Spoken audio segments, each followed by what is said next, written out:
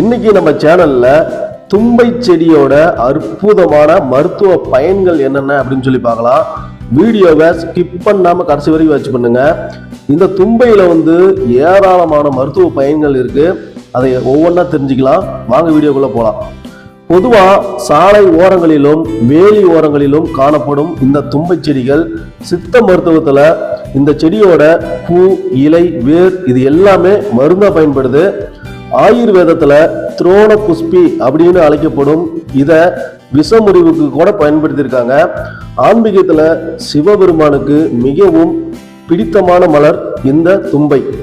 தும்பை செடியில பெருந்தும்பை, சிறுந்தும்பை, கருந்தும்பை, மலைத்தும்பை, காசி தும்பை அப்படின்னு பல வகைகள் இருக்கு. தும்பை பூ உடல் உஷ்ணம் உண்டாக்குவதாகவும் சளியை அகற்றுவதற்கும் மலமிளக்கியாகவும் பயன்படுது.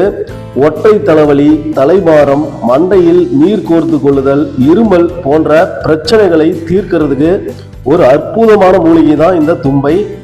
ஒரு கைப்பிடி அளவு தும்பப்பூவை எடுத்து ஒரு கப் தண்ணீர்ல போட்டு கொதிக்க விட்டு வடிகட்டி சிறிய அளவு தேன் கலந்து பருகினீங்கன்னா வறட்சி எல்லாம் சரியாகி போயிடும்.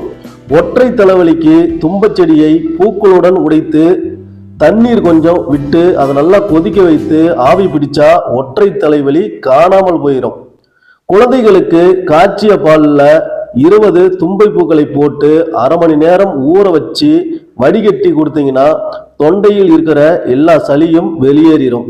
2 கைப்பிடி அளவு தும்பு பூவை 200 மில்லி நல்லெண்ணெயில போட்டு நல்லா காய்ச்சி தலைக்கு தேய்ச்சி குளிச்சு வந்தீங்கன்னா தலைவலி, தலைபாரம், சைனஸ், மூக்கடைப்பு இது எல்லாமே சரியாகிரும்.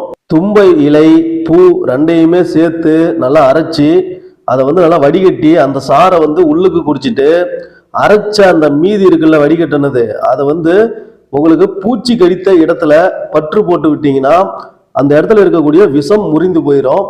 மேலும் தும்பை பூக்களை நல்லா உலர வச்சு தேன்ல குழைத்து சாப்பிட்டீங்கன்னா இரைப்பை நோயின் தீவிரம் குறைஞ்சிக்கிட்டே வரும்.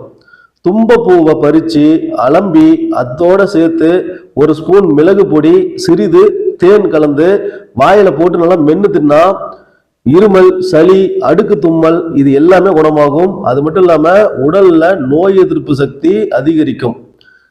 சொறி, சிரங்கு, உடல் அரிப்புக்கு தும்பை பூ மற்றும் தும்பை செடியின் இலைகளை பறித்து அரைச்சி நல்லா மேற்பூரா பூசி விட்டீங்கன்னா அந்த சொறி, சிரங்கு, உடல் அரிப்பு இது எல்லாமே சரியாகிரும். இது மட்டும் இல்லாம இன்னும் ஏராளமான மருத்துவ குணங்கள் இந்த தும்பைக்கு இருக்கு.